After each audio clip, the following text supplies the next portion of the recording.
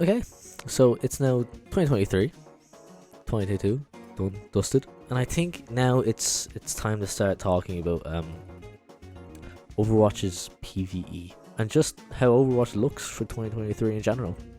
So I think one of the first things that is probably on everyone's mind about now is the PvE.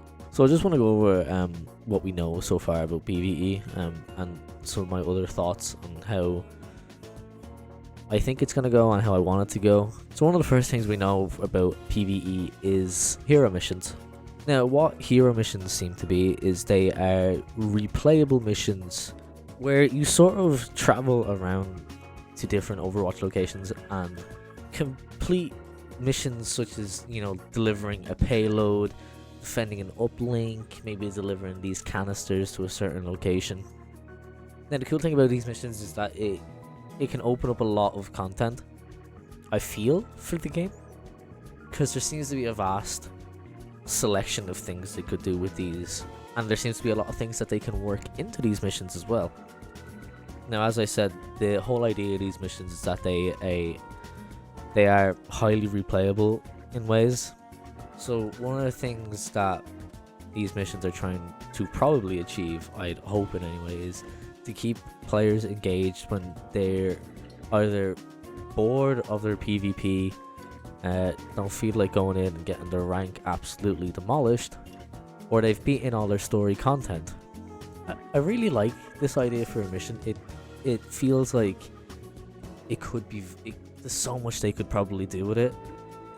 They could probably work in a bunch of objectives and tasks and things for players to do in these missions, and hopefully having some sort of, reward that feels worthwhile. Maybe you get currency from it, maybe you get like a ton of XP, even skin unlocks. That's probably pushing it quite a bit, but it'd be cool to see some sort of skin unlock, or just some, substantial reward. One of the things I just want to talk about for just missions in general is the weather system that Overwatch 2 has in the game. We've kind of seen this already in game with Blizzard World. They updated Blizzard World to have the rain and the details on all the stuff with the raindrops and stuff. It looks really cool, and it's a really cool thing to see. And we've also gotten little clips showing it off. I think it was BlizzCon 2019, something like that. Back ages ago when the game was announced. It looked really cool, and I really want to see more of it. It seems like it could be an amazing way of like setting a scene or a tone for a mission, building atmosphere and stuff like that. So I'm really looking forward to seeing this implemented as well, and it's just a nice little cool feature. Now, I don't think we'll see much of this in PvP, this weather system, because I feel like it'd be, they're gonna be adding like fog and like a bunch of snow or rain or anything like that, to like an extreme level. I feel like it will be a little broken for PvP, because kind of have to have the map clear. But for the likes of the PvE, I feel like it'll be a very, very cool addition. Really set an atmosphere for the type of level you're doing. Now, one thing we gotta think about with these types of missions is there's gonna be a lot of content that's gonna be reused, like regarding maps and stuff. I've seen footage though of maps having big changes just for the PvE, but you have to remember that it is going to be a little bit of recycled content, and there's nothing wrong with that. Obviously, it's just the only thing I think people should really be thinking about and talking about is what are the rewards going to be, and hoping that they're worthwhile and substantial enough.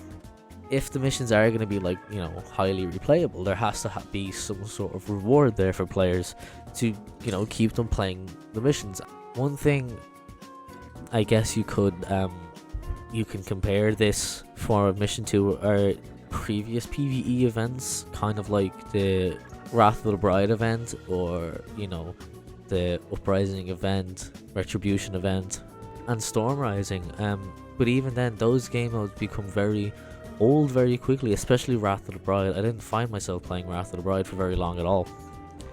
The other three I found really enjoyable, and actually playing them was quite fun, especially Retribution. I think all of the PvE missions we've gotten so far, I think Retribution is probably the number one. I found myself playing Retribution a lot, and I feel like there should be that level of care and effort put in, and even more. I think that should just be, you know, the bottom line. There should be a step up from Retribution, because Retribution, we've seen, you know, the whole starting cutscene for Retribution, and, you know, redoing Reaper's voice felt really good, which I also think should be a little addition they should add to the game for Reaper's origin skin. They should do its voice as normal. But like, seeing back with Retribution, they put a lot of effort into it, and I feel like that should be the bottom line for these PvE missions. So that is one thing we kind of need to be wary of these mission systems becoming stale very fast. If the reward isn't great enough to, you know, keep playing them. Just before we get on to story missions, I do want to talk about the talents for heroes and their kind of skill trees, really. Here we can see Soldier 76's talent tree. Now, there's not much information we get from this, but we do see that it is separated into 3 different sections. So for Soldier, we have Commander, Rifleman, Vigilante. And for likes of Reinhardt here, we also have Crusader, Juggernaut, and Guardian. And there's whatever, but this is all, I'm gonna say, subject to change. This is all pretty old information we have. I'm pretty sure it's nearly 3 or 2 years old. So it could all be changed. But I do think that would be a nice little system, having the 3 separate trees you can go down. Kind of picking how you want to play your characters. You know, for the likes of Reinhardt, do you want to be like a very big tanky Reinhardt who goes in and does a lot of damage, or do you want to be kind of more passive Reinhardt and protect your team? It's a really cool system, I think, and I really hope it is similar to how it is when PvE comes out. Now, to get on to the story missions, I think the story missions are what people are most looking forward to when PvE drops. I think a lot of people have been wanting lore missions for quite some time now. I think even practically since Overwatch launched, people have always said a story mode would be great to see for the game. And like, with this, we're going to see, you know, lore revealed and hopefully cinematics done like how Retribution and Storm Rising were done, just, you know, obviously stepped up a bit. Now we can already see in game that areas for these story missions are already being made, so it's, as well as seeing that we're going to be playing these story missions on maps we already have, there's also going to be areas to these maps that we haven't been on yet. There's also going to be new maps for these story missions, and I think it's going to be really cool to see, and I have a lot of hope that this is gonna, you know, sort of bring it back for Overwatch 2. I'm hoping this is gonna be its big redeeming factor, because I know a lot of people are sat just waiting for this to come out. Right now, I haven't found myself playing Overwatch a lot, personally, because I don't feel like the PvP right now is good enough to keep me coming back to it. There's not enough reward there for going in and playing quick play. Even going in and playing competitive, it feels like it can be such a drag to try and get to what I want. So the reward isn't really there, and the battle pass this season I feel like it was hit or miss for a lot of people, and as much as I think the skins are good, I don't think anything else is really worth it, in my opinion. But I'm holding out that this PvE sort of lore missions are gonna be the big redeeming factor and a big drive to push the game. I'm gonna say, I don't even think that the story missions have to have a big reward in them. I'm just looking to see the lore progressed. I think that's a big thing for me. I want to see how the lore goes, because I'm very interested in Overwatch lore. I think it's very well done and it's very well written. And we've also seen, you know, gameplay of these story missions. Back when the game was first announced, they had the Rio PvE mission, and it looked really good. Now, to talk about how this might be monetized, what I'm hoping it is it's dropped as one big expansion for, I'm gonna say, 30 to 40 quid. An example I want to make of it, like kind of a extra story expansion, I want to go with Monster Hunter Iceborne.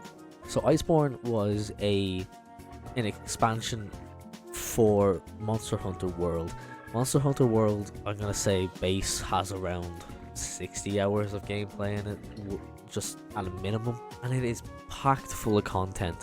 And then a few years later, they released Iceborne. Now, Iceborne is a 40 quid expansion, and it released with, I'm gonna say, a minimum of 40 hours worth of gameplay. If I were to put, you know, DLC expansions for every single game, I'd put Iceborne on top because it gave so much content for less than a AAA game, but it was practically buying another game and getting another game's worth of content out of it.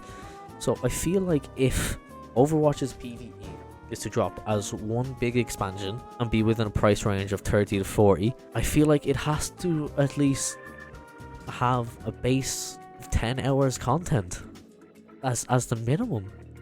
Overwatch 2's whole selling point was the PvE. The game isn't Overwatch 2 without the PvE. The whole thing for it to be Overwatch 2 is the PvE. That's what's gonna make it Overwatch 2. So I feel like they have to put a lot of effort into this PvE and really make it the best it can be. Another way it could be monetized is to go along with the battle pass, and every time a new battle pass comes out or a new season comes out, they release like a little chapter of PvE, maybe for a tenner or something, I don't know. But I feel like that would maybe is probably the way they're more inclined to go with the whole, you know, battle pass method, and the way the battle pass is monetized. But personally, I'm really hoping that it is dropped as one big expansion, and there's, you know, it's packed full of gameplay and content for people to enjoy and rewards that feel worthwhile. Now, this video is going on long enough, and I feel like I've kind of said everything I want to say. I just want to give a little more general thought of how I feel like Overwatch is going to be in 2023. I'm hoping for updates in the battle pass. I'm hoping for a update for the comp system, and I'm hoping they remove heroes from the battle pass, but continue to make great heroes like Ramatra. I love Ramatra. I feel like he's so fun to play, and I love playing him, and I feel like he's a great character, and I want to see more, you know, great DPS characters, great support characters. I want to see what happens with support, because right now support is the hardest role to play in the game to get very little back from. You know, as I've seen people on YouTube and all describing playing support, it feels like you're playing Dead by Daylight. I want to see supports get abilities where it's not just a defensive capability, they can do something to the enemy team to affect the enemy team. I don't want supports to be primarily locked to healing. I do think all supports should have a healing ability that they can heal their teams, but I also want them to be able to support their teams in other ways. Maybe like creating space, lining up shots, stuff like that. Stuff that they can do to the enemy team to support their team in other ways. I feel like that would be a great addition to support characters.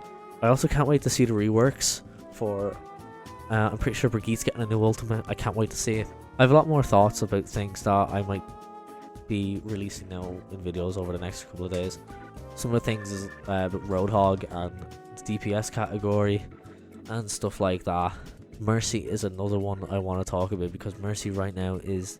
I'm just going to say, I have a big problem with Mercy right now, and just to go over it real quick, I feel like the game is balanced around Mercy, and Mercy's not really balanced around how the game is.